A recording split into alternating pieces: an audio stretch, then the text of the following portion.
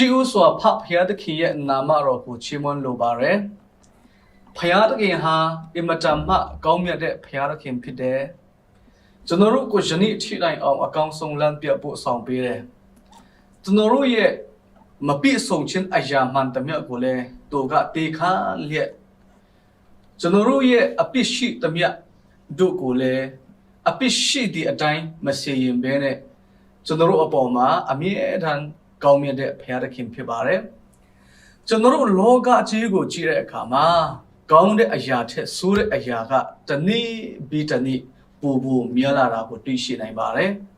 ကတ်ဆိုးတွေလည်းတစ်ခုပြီးတစ်ခုကျွန်တော်တို့ဒီလောကထဲမှာပေါ့နော်ရောက်ရှိလာတာကျွန်တော်တွေ့ရှိနိုင်တာဖြစ်ပါတယ်ပြီးလို့ရှိရင်စစ်ပွဲတွေလည်းခဏခဏကျွန်တော်တို့ကျန်းနေရတယ်ဘာပဲဖြစ်ဖြစ်ဒီလောက်ဆိုးသွင်းတဲ့အခြေအနေဒီလောက်ဆိုးရုပ်တဲ့လောကကြီးမှာကျွန်တော်တို့အသက်ရှင်နေတဲ့အချိန်မှာလည်းဖခင်သခင်ကသူ့ရဲ့ကောင်းမြတ်ခြင်းအပြင်ကျွန်တော်တို့ကိုအကောင်းဆုံးကောင်းချီးပေးတယ်လမ်းပြဖို့ဆောင်ပေးတယ်ကိုယ်ကမဆတဲ့အတွက်ကြောင့်ကျွန်တော်တို့ထိုဖခင်သခင်ကိုချီးမွမ်းဖို့ဖြစ်တယ်ကျွန်တော်တို့ထိုဖခင်သခင်စီမှာဂျေဇုတင်စကားပြောရင်းနဲ့ကျွန်တော်တို့သူ့ကိုကိုယ်ကိုယ်ဖို့ဖြစ်တယ်ဆိုတော့ကိုကျွန်တော်ဒီကနေရှေးဥစွာပြောချင်လိုပါတယ်ခရစ်တော်၌ကျွန်တော်ရဲ့အငြိကိုမောင်နှမအမြာဒီနေ့မှာနှုတ်ကပတ်တော်အဖြစ်ကျွန်တော်တို့အတူတကွဆင်ချင်းနှလုံးသွင်းဖို့ရအတွက်ရွေးချယ်ထားတဲ့ကြံချက်ကတော့ဓမ္မတော်ဝတ္ထုအခန်းကြီး7အခန်းငယ်9ဖြစ်ပါတယ်နှုတ်ကပတ်တော်ဖတ်ကြရအောင်ဗီတယုသည်ထောင်ထဲ၌အချင်းနေရရှင်အတင်းဝင်သူတို့သည်သူ့အဖို့ကြိုးစား၍ဖယားသခင်ကိုဆုတောင်းပတ္ထနာပြုကြ၏ကျွန်တော်တို့တစ်ခါပြန်ဖတ်ပါမယ်ဗီတယုသည်ထောင်ထဲ၌အချင်းနေရရှင်တင်းဝင်သူတို့သည်သူ့အဖို့ကြိုးစား၍ဖယားသခင်ကိုဆုတောင်းပတ္ထနာပြုကြ၏ဖတ်တော်ကျမ်းချက်ပေါ်မှာဖခင်သခင်တည်တဖန်ကောင်းချီးပေးပါစေအာမင်ကျွန်တော်ဒီနေ့ခေါင်းစဉ်အနေနဲ့တတ်ထားခြင်းတဲ့အရာကတော့ယုံကြည်သူမြတ်၏ဆုတောင်းခြင်းတကူကျွန်တော်ယုံကြည်သူမြတ်ဆုတောင်းတဲ့အခါမှာတကူရှိတယ်ကျွန်တော်ယုံကြည်သူမြတ်ဆုတောင်းတဲ့အခါမှာဖခင်သခင်ကအဖွဲ့နမိတ်လက်ခဏတခုခုကိုအမြဲတမ်းပြုလို့ရှိတယ်ဆိုတဲ့အရာနဲ့ပတ်သက်ပြီးမှကျွန်တော်တို့ခွန်အားယူဖို့ဖြစ်ပါတယ်နေ့တိုင်းအနေနဲ့ကျွန်တော်ပြောချင်တဲ့အရာကတော့ကျွန်တော်တို့ဆုတောင်းခြင်းနဲ့အမြဲတမ်းတွဲလိရှိတဲ့အရာ၃ခုကိုဖော်ပြခြင်းတယ်ဆုတောင်းခြင်းအရာနဲ့ခွဲခွာလို့မရတဲ့အရာ၃ခုကိုဖော်ပြလိုပါတယ်ဒါကတော့ပထမအချက်အနေနဲ့ကျမ်းစာဖတ်ခြင်းပဲဖြစ်ပါတယ်ကျွန်တော်တို့ဆုတောင်းခြင်းအရာနဲ့ကျမ်းစာဖတ်ခြင်းဆိုတဲ့အရာဟာဘယ်တော့မှခွဲလို့မရတဲ့တည်တံ့စီထားလို့မရတဲ့အရာတစ်ခုပဲဖြစ်ပါတယ်ကျွန်တော်တို့တစ်ခါတလေစကားရည်လို့ပွဲလို့ဘာလို့လုံတတ်ကြရတယ် debate ပေါ့နော်ကျမ်းစာဖတ်ခြင်းကပိုအရေးကြီးသလားဆုတောင်းခြင်းကပဲပိုအရေးကြီးသလားဆိုတဲ့အရာနဲ့ပတ်သက်ပြီးတော့မှကျွန်တော်တို့ပြုတ်လို့လို့ရှိတယ်တကယ်တမ်းကျတော့ကျွန်တော်တို့ကျမ်းစာဖတ်ခြင်းအရာနဲ့ဆုတောင်းခြင်းအရာဆိုတဲ့ဒီနှစ်ခုကဘယ်အရာကပိုအရေးကြီးလဲဘယ်အရာကပိုအရေးမကြီးဘူးဆိုပြီးတော့ခွဲလို့မရဘူးသူတို့ရဲ့အရေးကြီးခြင်းပုံစံကထပ်တူပဲဖြစ်ပါတယ်ကျမ်းစာဖတ်ခြင်းအရာကလည်းအင်မတန်မှအရေးကြီးတယ်ဆုတောင်းခြင်းဆိုတဲ့အရာကလည်းအင်မတန်မှအရေးကြီးပါတယ်ကျမ်းစာဖတ်ခြင်းဆိုတဲ့အရာအရေးကြီးတယ်လို့ဆုတောင်းခြင်းဆိုတဲ့အရာဟာလည်းအရေးကြီးတယ်ကျွန်တော်တို့အတင်းတော်ထဲမှာတချို့တော်သူတွေကအယံဆုတောင်းတယ်ဆုတောင်းတဲ့အရာမှာတော့ဘယ်သူမှသူတို့ကိုလိုက်မမြင်နိုင်ဘူးအစာလဲရှောင်နိုင်တယ်အကြာကြီးလဲဆုတောင်းနိုင်တယ်စကလုံးလှလှလေးတွေနဲ့သူတို့ဆုတောင်းနိုင်တယ်ဒါပေမဲ့သူတို့ရဲ့အသက်တာမှာကျမ်းစာဖတ်တရဲ့သားနဲ့စာဖတ်တရဲ့သားနဲ့မျက်စိလဲခေါင်းရဲ့သားနဲ့ကျမ်းစာလဲရှိရဲ့သားနဲ့ကျမ်းစာလုံးဝမဖတ်တဲ့သူတွေရှိတယ် စွတ်တောင်းတဲ့နေရာမှာတော့အယံအားတာနဲ့ဒါမဲ့ကျန်းစာလုံးဝမဖတ်တဲ့အဖွဲ့တွေရှိတယ်သူတို့ရဲ့အတ္တမှာဘာပြဿနာရှိတယ်လဲဆိုလို့ရှိရင်တော့သူတို့ရဲ့ဝိညာဉ်ရေးရအတ္တပိုင်းဆိုင်ရာမှာကြီးထွားခြင်းကြမှုနိုင် balance မဖြစ်တဲ့အရာကျွန်တော်တို့တစ်ခါတလေတွေ့ရှိနိုင်တာဖြစ်ပါတယ်။ဘာဖြစ်လို့လဲဆိုလို့ရှိရင်တော့ကျွန်တော်တို့အစို့ပဲတောင်းတယ်ကျန်းစာမှာဖတ်ဖို့ဆိုလို့ရှိရင်တော့ကျွန်တော်ဖယားသခင်ရဲ့အလိုတော်နဲ့အငြိဘယ်လိုစို့တောင်းရမလဲဆိုတာကိုမသိရတော့ဘူး။ဖယားသခင်ရဲ့အလိုတော်နဲ့အငြိစို့တောင်းခြင်းဆိုတဲ့အရာ၌အာနေတော်ပြီ။ဘာဖြစ်လို့လဲကျွန်တော်တို့လူချင်းနဲ့ပုံစံအတိုင်းသာဆုတောင်းဖို့မဟုတ်ဘဲနဲ့ဖယားသခင်တောင်းစေခြင်းနဲ့ပုံစံအတိုင်းဆုတောင်းဖို့ကပိုအရေးကြီးတာဖြစ်ပါတယ်ဆုတောင်းတာတော့ကောင်းပါတယ်ဒါပေမဲ့ဖယားသခင်ရဲ့အလိုတော်နဲ့အညီဆုတောင်းဖို့ကပိုအရေးကြီးတဲ့အတွက်ကြောင့်ထိုဖယားသခင်အလိုတော်ကိုတမန်ကျမ်းစာဖတ်ခြင်းအဖြစ်သာကျွန်တော်တို့သိရှိနိုင်တာဖြစ်ပါတယ်ဒါကြောင့်ဆုတောင်းခြင်းဆိုတဲ့အရာကိုကျွန်တော်လုပ်တဲ့အခါမှာကျမ်းစာဖတ်ဖို့ကလည်းအရေးကြီးတဲ့အကြောင်းကျွန်တော်ပြောကြားချင်တာဖြစ်ပါတယ်။တို့ရှင်နောက်တစ်ဖွဲ့ကဘာအဖွဲ့ရှိသေးတယ်ဆိုလို့ရှင်တော့ကျန်းစာတော့ဖတ်တယ်။မစ်စစ်ချင်းလောအောင်ကိုကျန်းစာဖတ်ကြတယ်။ဒါပေမဲ့ကျန်တို့ကျန်းစာဖတ်တော့လုံးဝစွတ်မတောင်းတဲ့အဖွဲ့တွေရှိတယ်။စွတ်တောင်းချင်းဆိုတဲ့နေရာမှာကျတော့ဘာမှအရေးမထားတဲ့ယုံကြည်သူတွေအတင်းတော်ထဲမှာရှိတယ်ကျန်းစာတော့ဖတ်တယ်ဟုတ်တယ်တနေ့မှာအခန်းကြီး3ခု4ခုလောက်ဖတ်တယ်ပေါ့နော်တခါတလေတော့ဒီ off day တို့ဘာလို့ဆိုလို့ရှိရင်တော့တအုပ်လုံးဖတ်တယ်လို့ရှိတယ်ကျန်းစာတအုပ်လုံးလို့ပြောတဲ့အခါမှာဥပမာကဘာအိုကျန်းတအုပ်လုံးပေါ့နော်အဲ့လိုဖတ်တယ်လို့ရှိတယ်ဒါပေမဲ့စုလုံးဝမတောင်းကြတဲ့အဖွဲ့ပေါ့သူတို့ရဲ့ပြဿနာကလည်းဘာဖြစ်တယ်လဲဆိုလို့ရှိရင်တော့ကျန်းစာဖတ်ခြင်းဆိုတဲ့အရာမှာသူတို့ဖယားသခင်ကိုသိရှိတဲ့အရာတမန်ကျန်းစာကိုသိရှိတဲ့နေရာမှာကျတော့head knowledge ပေါ့နော်ဘဟုတုတအယံကြော်ရွာတယ်ဒါမဲ့ဖယားသခင်စီမှာစကအငန်ချင်းဆိုတဲ့နေရာမှာဖယားသခင်နဲ့စကားပြောခြင်းမိတ္တဟာရဖွဲ့ခြင်းဆိုတဲ့နေရာမှာကျတော့ဖယားသခင်ရှိတော်မှာဒုထောက်ပြုတ်ပြတော့မှကိုးကွယ်ခြင်းဆိုတဲ့နေရာမှာကျတော့အားနေတယ်ဒါကြောင့်စုတောင်းရမယ်ကျန်စာလည်းဖတ်ရမယ်ဒါမှကျွန်တော်တို့ရဲ့ခရိယအသက်တာရင့်ကျက်ခြင်းကြီးထွားခြင်းဆိုတဲ့နေရာမှာညီတူညီမျှထပ်တူထပ်မျှ balance ဖြစ်မှာဖြစ်ပါတယ်ကဲစုတောင်းခြင်းနဲ့ခွဲခေါ်လို့မရတဲ့အရာပထမချက်အနေနဲ့ကျန်စာဖတ်ခြင်းဆိုတဲ့အရာကိုကျွန်တော်ပြောကြားချင်တာဖြစ်ပါတယ်ကဲဒုတိယချက်အနေနဲ့စုတောင်းခြင်းနဲ့အမြဲတမ်းတွေ့လို့ရှိတဲ့အရာဒါမှမဟုတ်ကျွန်တော်တို့စုတောင်းခြင်းနဲ့ခွဲခေါ်လို့မရတဲ့အရာကယုံကြည်ခြင်းဖြစ်တယ်တခါတလေကျွန်တော်တို့ဖျားတဲ့ကင်စီမှာတောင်းတော့တောင်းတယ်ဒါပေမဲ့ကိုတောင်းထားတဲ့အရာကိုရမယ်ဖျားတဲ့ခင်ကနေပြတော့မှဒီကျွန်တော်တောင်းထားတဲ့စုကိုပေးမယ်ဆိုပြတော့မှယုံကြည်ခြင်းမရှိဘူးတခါတလေကျွန်တော်တတမှာအဲ့လိုဖြစ်တတ်တယ်ဆိုတော့တောင်းတယ်အိုးကိုတော့ဒီအားပေးပါဟိုအားလုပ်ပေးပါဒီဟာဖြစ်ချင်တယ်ဟိုဟာဖြစ်ချင်တယ်ဆိုပြတော့မှကျွန်တော်အမြဲတမ်းဆိုတောင်းတယ်ဒါပေမဲ့ကိုတောင်းတဲ့အရာကိုရမယ်ဆိုတဲ့ယုံကြည်ခြင်းကျွန်တော်စိတ်ထဲမှာမရှိတဲ့အခါမှာထူဆုတောင်းခြင်းကတခါတလေအလဟအတာဖြစ်တတ်တယ်ဒါကြောင့်ကျွန်တော်တို့ဆုတောင်းတဲ့အခါမှာယုံကြည်ခြင်းရှိဖို့အရေးကြီးတယ်ကိုတောင်းထားတဲ့အရာကိုတော့မှကိုယုံကြည်ခြင်းမရှိဘူးဆိုလို့ရှိရင်တော့ဒီဆုတောင်းခြင်းကအလကားပဲဘာမှအတိတ်ပဲမရှိတဲ့ဆုတောင်းခြင်းပဲဖြစ်ပါတယ်ဒါကြောင့်ကျွန်တော်တို့ဆုတောင်းတဲ့အခါမှာယုံကြည်ခြင်းရှိဖို့ကအင်မတန်မှအရေးကြီးတယ်ဒါကိုသခင်ယေရှုခရစ်တော်ကိုယ်တော်တိုင်ကရှင်မာကုခရစ်ဝင်ကျမ်းခန်းကြီး7ခန်းငယ်23 24ကိုဖတ်တဲ့အခါမှာပြောခဲ့တာဖြစ်ပါတယ်ကျွန်တော်ဆုတောင်းတဲ့အခါမှာရပြီဆိုတဲ့ယုံကြည်ခြင်းထားပြီးမှဆုတောင်းဖို့သူတွင်တင်ပေးခဲ့တာဖြစ်ပါတယ်ကဲဒါဆိုလို့ရှိရင်ကျွန်တော်တို့ဘာကိုယုံကြည်ရမလဲပထမချက်အနေနဲ့ကျွန်တော်တို့ဆုတောင်းတဲ့အတန်ကိုဖယားသခင်ကနားညောင်းတယ်ကျွန်တော်တို့ရဲ့အော်ဟစ်တန်ကိုဖယားသခင်ကြားတယ်ဆိုတော့မှကျွန်တော်တို့ယုံကြည်ဖို့ဖြစ်တယ်ဘလို့ရှင်တို့တဲ့ချက်အနေနဲ့ဖယားသခင်ဒီအရာခတ်တင်ကိုတဆွမ်းနိုင်တော့ဖယားသခင်ဖြစ်တယ်သူက omnipotent ဘယ်အရာကိုမဆိုလုံနိုင်တဲ့တဆွမ်းနိုင်တဲ့ဖယားသခင်ဖြစ်တယ်အနန္တတကုရှင်ဖြစ်တယ်ဆိုတာကိုကျွန်တော်တို့ယုံကြည်ဖို့ဖြစ်တယ်ကဲတတဲ့အချက်ကအရေးကြီးသွားပြီ ကျွန်တော်တို့ရဲ့ဆုတောင်းတန်ကိုဖခင်သခင်ကနားညောင်းတယ်ကျွန်တော်တို့ရဲ့အော်ဟစ်တန်ကိုဖခင်သခင်ကကြားတယ်သူက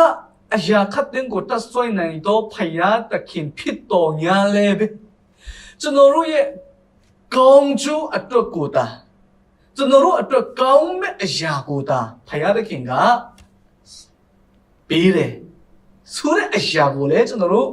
ယုံကြည်ဖို့အင်မတန်မှအရေးကြီးတယ်ကျွန်တော်တို့စုတောင်းတဲ့အတိုင်းတာနော်တောင်းထားတဲ့အတိုင်းတာအကုန်လုံးရမယ်ဆိုလို့ရှိရင်တော့ကျွန်တော်တို့အသက်တာဘာဖြစ်သွားမလဲဆိုတာစဉ်းစားစရာဖြစ်ပါတယ်ဒီအရာနဲ့ပတ်သက်ပြီးတော့မှလူငယ်တင်နန်းတစ်ခုမှာသူတို့ဟိုတင်နန်းပို့ချတဲ့ဆရာကလူငယ်တွေကိုမေးတယ်ကဲတင်တို့စုတောင်းဖိုးသလားတဲ့ဟုတ်တယ်စုတောင်းဖိုးတယ်ဆရာအကုန်လုံးကအလက်ထောင်နဲ့စုတောင်းဖိုးတယ်ပေါ့ဒါမဲ့စုတောင်းတဲ့အတိုင်းတာတင်တို့တောင်းလျှောက်တဲ့အတိုင်းတာဖခင်သခင်ကအကုန်လုံး yes ဆိုတဲ့အဖြေသာပေးမယ်ဆိုလို့ရှိရင်ဘာဖြစ်သွားမလဲဆိုတဲ့မြေခွန်းကပေါ်လာတယ်ဒါကြောင့်ဟိုလူငယ်တယောက်ကပြောတယ်အိုးကျွန်တော်ရဲ့စုတောင်းတဲ့အတိုင်းတာနော်တောင်းတဲ့အတိုင်းတာတိတိကျကျဖခင်သခင်က yes ပေးမယ်ဆိုလို့ရှိရင်တော့ကျွန်တော်မာနကကျွန်တော်ကိုရိုက်ချူး၍တည်သွားလိမ့်မယ်ခုအသက်ရှင်မရှင်လောက်တော့ဘူးပေါ့နော်ဘာဖြစ်လို့လဲဆိုလို့ရှိရင်ရှီရိုနာတို့မက်ဆီတို့အားကျွန်တော်ရဲ့တပည့်အကုန်လုံးဖြစ်မယ်ပြီးလို့ရှိရင်ဟိုကောင်မလေးချောချောလေးနဲ့ကျွန်တော်တွဲပြမအသက်ရှင်မယ်ပြီးလို့ရှိရင်ပတ်စံလည်းအမြဲတမ်းရှိမယ်ဂါးတွေနော်အကောင်းစားတွေစီးမယ်ပြီးလို့ရှိရင်အိမ်ကောင်းစားတွေဝယ်မယ်မာနကဟိုးမိုးပေါ်ရောက်မယ်ဒါနဲ့အဲ့ဒီမာနကပဲကျွန်တော်ကိုချူးပြမကျွန်တော်လောကကြီးမှာအခုချိန်ဆိုတော့မရှင်လောက်တော့ဘူးနော်ကောင်လေးတယောက်ကအဖေပေးတာပြီးလို့ရှိရင်နေကောင်မလေးတယောက်ကအဲ့ဒီအရာနဲ့ပတ်သက်ပြီးတော့သူဘယ်လိုပြန်ဖြစ်တယ်လဲဆိုလို့ရှိရင်တော့ကျမရဲ့စုတောင်းချင်းတာနော်တောင်းတဲ့အတိုင်းတာဘုရားခင်ကအကုန်လုံး yes ပေးမယ်ဆိုလို့ရှိရင်ကျမလည်းလောကကြီးမှာအခုအသက်မရှင်လို့တော့ဘူးတဲ့ဆရာကအော်တယ်ဘာဖြစ်လို့လဲစုတောင်းတာကိုဘုရားခင်ကအကုန်လုံး yes ပေးတယ်ဝမ်းမတာဘူးလားဒါဝမ်းမြောက်ဆရာမဟုတ်ဘူးလားလို့မြင်တဲ့အခါမှာကောင်မလေးကပြန်ပြောတယ်မဟုတ်ဘူးဆရာကျမရဲ့ဆုတောင်းတန်ကိုတာဖခင်ကအကုန်လုံး yes ပြီးမယ်ဆိုရင်ကျမလည်းလောကကြီးမှာအသက်မရှင်လို့တော့ဘူးဘာဖြစ်လို့လဲဆိုလို့ရှိရင်ကျမစိတ်ဖြစ်စီမှုရှိတဲ့အခါမှာဝမ်းနည်းမှုတွေကြုံတွေ့ရတဲ့အခါမှာအိုးကိုရောကျမရဲ့အသက်တာကို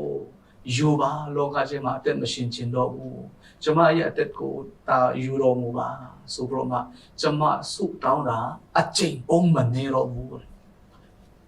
တယ်ချစ်တော်မိတ်ဆွေတို့ချစ်တော်ငယ်ကိုတို့ကျွန်တော်ရဲ့ဆုတောင်းခြင်းကိုတာဖခင်သခင်ကအကုန်လုံးတောင်းတဲ့အတိုင်း yes ပေးမယ်ဆိုလို့ရှိရင်တော့ကျွန်တော်တို့ရဲ့အသက်တာအများအားဖြင့်တော့ပြည့်စည်ကြလိမ့်မယ်လို့ကျွန်တော်ယုံကြည်ပါတယ်။ဒါကြောင့်ကျွန်တော်တို့ဆုတောင်းခြင်းနဲ့ယုံကြည်ခြင်းဆိုတဲ့အရာနဲ့ပတ်သက်ပြီးတော့မှကျွန်တော်တို့ဆုတောင်းတဲ့အခါမှာယုံကြည်ခြင်းထားဖို့အင်မတန်မှအရေးကြီးတယ်။အဲ့လိုယုံကြည်ခြင်းထားတဲ့အခါမှာကျွန်တော်တို့မမီရော့ထားတဲ့အရာတခုကဘုရားသခင်ကကျွန်တော်တို့ဆုတောင်းတန်ကိုနားငောင်းတော်ငယ်လဲပဲသူဒီခတ်တင်တော့အရာကိုတဆွနေတော့ဘုရားသခင်ဖြစ်တော်ငယ်လဲပဲကျွန်တော်တို့ရဲ့ဆုတောင်းတဲ့အရာဟာကျွန်တော်တို့အတွက်ကောင်းမဲ့အရာကိုတာသူကပေးတယ်ဆိုတဲ့အရာနဲ့ပတ်သက်ပြီးတော့မှကျွန်တော်တို့ယုံကြည်ချက်ထားဖို့ယုံကြည်ခြင်းရှိဖို့အင်မတန်မှအရေးကြီးပါတယ်ကဲတတဲ့အချက်အနေနဲ့ဆုတောင်းခြင်းနဲ့ခွဲခေါ်လို့မရတဲ့အရာကတော့ဇွေရှိတဲ့ဆုတောင်းဖို့ဖြစ်ပါတယ်ဘယ်တော့မှလက်မလျှော့ဖို့ဖြစ်တယ်ကျွန်တော်တို့တခါဆုတောင်းတဲ့အခါမှာဘုရားသခင်ကဆုတောင်းတန်နာငြုံပြမအဖြေပေးလိရှိတယ်ဒါပေမဲ့တချို့သောအရာတွေကတခါဆုတောင်းမကဘူးနှစ်ခါဆုတောင်းမကဘူးသုံးခါမကဘူးတစ်နှစ်ဆုတောင်းတဲ့အခါမှာဘုရားသခင်ပေးတဲ့အရာတွေရှိတယ်ကျွန်ဘုရားသခင်အဖြေပေးတဲ့အရာတွေရှိတယ်ဒါကြောင့်တို့ဆုတောင်းတဲ့အခါမှာရွေးမလျှော့ဖို့ဖြစ်တယ်တစ်ချက်ဆုတောင်းတဲ့အခါမှာနှစ်ချက်ဆုတောင်းတဲ့အခါမှာ10နှစ်ဆုတောင်းတဲ့အခါမှာနော်တခါတလေနှစ်ပေါင်း30ဆုတောင်းတဲ့အခါမှာဘုရားသခင်အပြည့်မပေးတဲ့အရာလည်းရှိကောင်းရှိလိမ့်မယ်ဒါပေမဲ့ရွေးမလျှော့ပဲနဲ့ကျွန်တော်ဆက်ဆုတောင်းဖို့ဖြစ်တယ်ကျွန်တော်တခါတလေဆုတောင်းခြင်းဆိုတဲ့အရာမှာအရင်ပဲရွေးလျှော့လွယ်တယ်အော်ကျမယောက်ျားပြောင်းလဲဖို့ရအတွက်အရင်မတော့ဖို့ရအတွက်9ချိန်လောက်ဆူတောင်းတဲ့အစာရှောင်တာတော့မှ4ခါလောက်ရှိပြီဒါပေမဲ့အခုအချိန်ထိလည်းတက်တာကမပြောင်းလဲတော့ဘူးအော်သူရဲ့တက်တာဘယ်တော့မှမပြောင်းလဲနိုင်တော့ဘူးချင်းတယ်ဘာပဲဖြစ်ဖြစ်ကျမလည်းဆူမတောင်းတော့ဘူးအစာလည်းမရှောင်တော့ဘူးဒီတိုင်းပဲနေပါစေတော့ဆိုတော့တော်တော်တခါတလေပြောတတ်တယ်တခါတလေရွေးလျှော့တတ်တယ် အဲ့လိုလုပ်ရမယ်ရှာကျွန်တော်တို့ရွေးမလျှော့ပဲနဲ့ဆူတောင်းဖို့ရအတွက် celebrate မှာဖျားတဲ့ခင်တွေမှာဆူတောင်းဖို့ရအတွက်အင်မတန်မှအရေးကြီးဆိုရကိုဒီနေရာမှာပြောချင်တာဖြစ်ပါတယ်ကဲကျွန်တော်တို့ဓမ္မတော်ဝတ္ထုအခန်းကြီး7ကိုဖတ်တဲ့အခါမှာအဲ့ဒီချိန်ကာလတုန်းမှာဟေရုရှင်မင်းကြီးဒီဟေရုကလည်းကျန်တဲ့ဟေရုမဟုတ်ဘူးတခင်ယေရှုခရစ်တော်မွေးဖွားတဲ့အခါမှာဒီတငယ်တော်ယေရှုခရစ်တော်ကိုတပ်ဖြတ်ခြင်းနဲ့ Herod the Great ပေါ့နော်ဒီ Herod ရှင်မင်းကြီးရဲ့တူဖြစ်တယ် Herod Agrippa ပေါ့နော် Herod Agrippa 1တင်းတော်ကိုငင်ပတ်နှိပ်စက်တယ်ယုံကြည်သူတွေကိုငင်ပတ်နှိပ်စက်ခဲ့တယ်အဲ့လိုယုံကြည်သူတွေကိုငင်ပတ်နှိပ်စက်တဲ့နေရာမှာတမန်တော်ရဲ့ထဲမှာတမန်တော်ယောဟန်ရဲ့အကူဖြစ်တဲ့ယာကုပ်ကိုဓာနဲ့ကွန်မြစ်တယ်ကျွန်တော်တို့ဓမ္မတိဖတ်တဲ့အခါမှာမာတုရခါနဲ့တူပထမဆုံးပုဂ္ဂိုလ်ကတတိပန်ဖြစ်တယ်တို့တမန်တော်ဝတ္ထုအခန်းကြီး9ကိုဖတ်တဲ့အခါမှာဒီတတိပန်ရဲ့အကြောင်းကိုကျွန်တော်တွေ့ရှိနိုင်တယ်သူကိုဂဲနဲ့ပစ်တက်ခဲ့ကြတယ်ဒါပေမဲ့သူကတော့တမန်တော်ဒီ apostle ပေါ့နော်တမန်တော်ထဲမှာဝင်တဲ့သူမဟုတ်ဘူးသူကတော့တင်းထောက်လူကြီးပေါ့နော်ဒါပေမဲ့ဒီတမန်တော်ထဲမှာ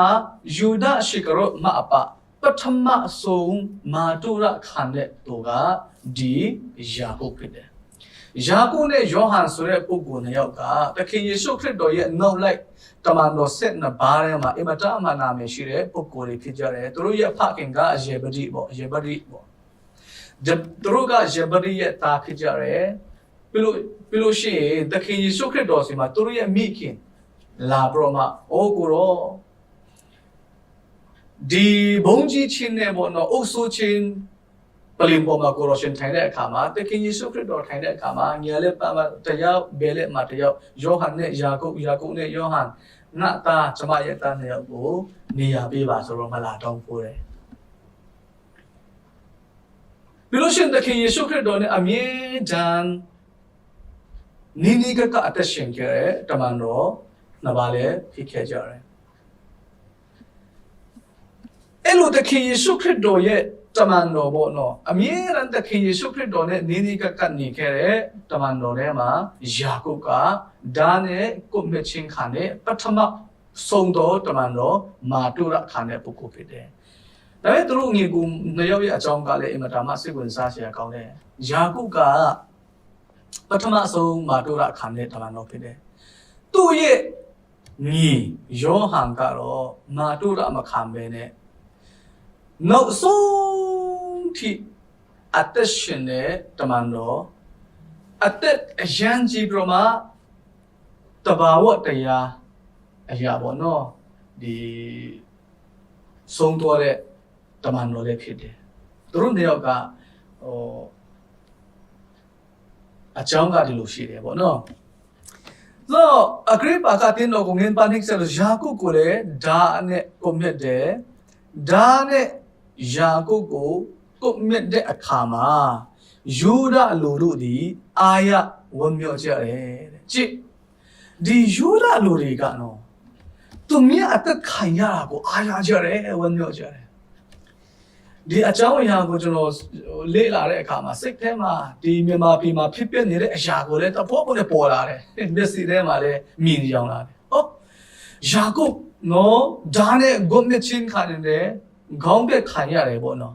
အဲ့လိုဖြစ်နေတဲ့အချိန်မှာယူရလူတွေကဝမ်းနေရမယ်ဆိုအိုးလူတယောက်ကျွန်တော်တို့တမန်တော်တစ်ပါးဆုံးသွားပြီအိုးကျွန်တော်တို့လူထက်ကတယောက်ဆုံးသွားပြီဆိုတော့ဝမ်းနေရမယ်ဆိုဝမ်းမျက်ရည်ကျရမယ်ဆိုငူဆွေးရမယ်ဆိုပူဆွေးရမယ်ဆိုတော့အားရကြတယ်ဝမ်းမြောက်ကြလောကကြီးမှာကျွန်တော်တို့ရဲ့ဆုံးရှုံးခြင်းအရာ၌ဝမ်းမြောက်တဲ့လူတွေလည်းရှိတယ်ကျွန်တော်တို့ကြဆုံးတဲ့နေရာမှာစိတ်ကျေနပ်ဆိုတဲ့ကြက်ဆုံးပါစေဆိုပြမအားရကျေနပ်ဝမ်းမြောက်တဲ့လူတွေရှိတယ်နော်လူတိုင်းကကျွန်တော်တို့ဖက်မှာရက်တည်တဲ့လူတွေမဟုတ်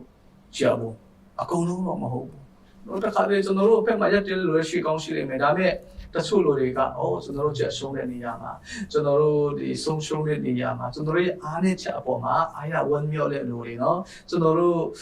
နာမည်ပြတဲ့အခါမှာအယံအားရဝမ်းမြောက်ဝမ်းသာဖြစ်တဲ့လူတွေရှိကောင်းရှိနေမယ်ဒါအယူရလိုမျိုးတွေ တစ်ဖက်ကပြောမယ်ဆိုလို့ရှိရင်တော့အဲ့လိုလုပ်ရမျိုးကတကယ်ပဲလိုမဆန်တဲ့လုပ်ရတစ်ခုဖြစ်တယ်ဆိုတာဆိုတော့မှလည်းကျွန်တော်တို့ပြောလို့ရတယ်ပေါ့နော်သူများဝန်နေရတဲ့ဆုံးတယ်တည်သွားတယ်ဒါပေမဲ့ဝန်နေရမယ်ဆိုဝန်မြော့တယ်ဝန်တာတယ်ဆိုတဲ့အရာကတော့တကယ်လိုမဆန်တဲ့အဲ့အလုပ်ပေါ့နော်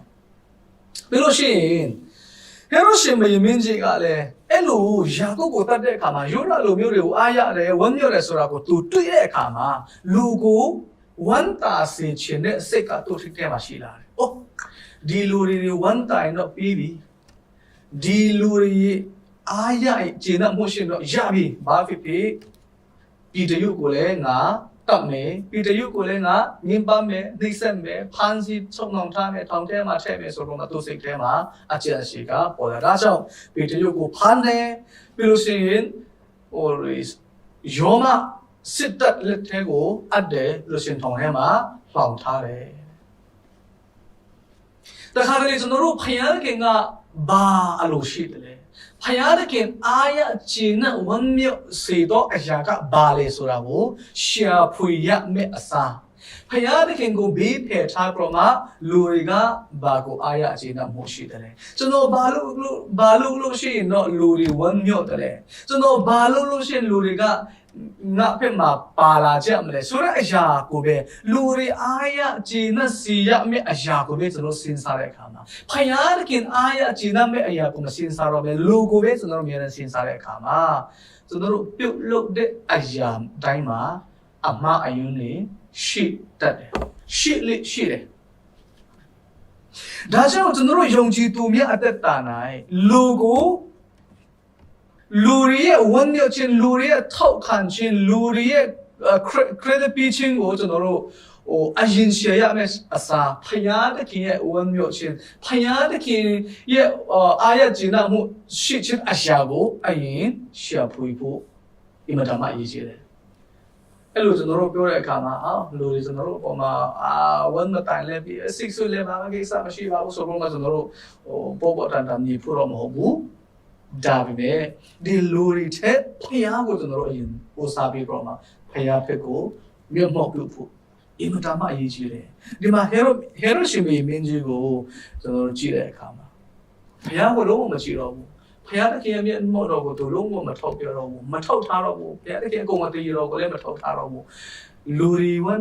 န်တာဖြစ်တဲ့အရာကိုပဲလူတွေရဲ့အားရကြည်တဲ့မှုကိုပဲပို့စားပြတဲ့အခါမှာတခင်ယေရှုခရစ်တော်ရဲ့တမန်တော်ဖြစ်တဲ့ပြီးယာကုပ်ကိုကွန်မြတ်တပ်ဖြစ်ယုံမကပြီးတရုတ်ကိုလည်းတပ်ဖြစ်ဖွင့်ရတော့ကွန်မြတ်ဖွင့်ရတော့ဖန်ဆီးထားတယ်နော်ဆိုတော့တခါတလေလောကကြီးမှာမတရားမှုတွေကရှိတယ်အိုးဘုရားခင်ကိုတော်ဒီတရားတော်ဘုရားဖြစ်တော်ရလဲပဲဘာဖြစ်လို့လဲ